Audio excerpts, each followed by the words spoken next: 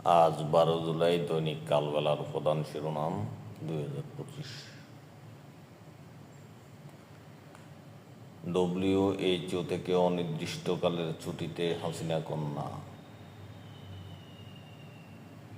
গাজাকে শিশুদের কবরস্থান বানাচ্ছে ইসরায়েল, জাতিসংঘ।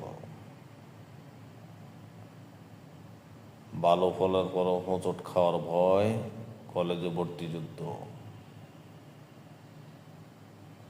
টিম গেম কি ভুলে গেছে বাংলাদেশ? ওমর ফারুক, ডাম্বুল্লা থেকে। সোহাগকে বাঁচাতে খুনিদের পায়ে পড়েন 2 কর্মচারী।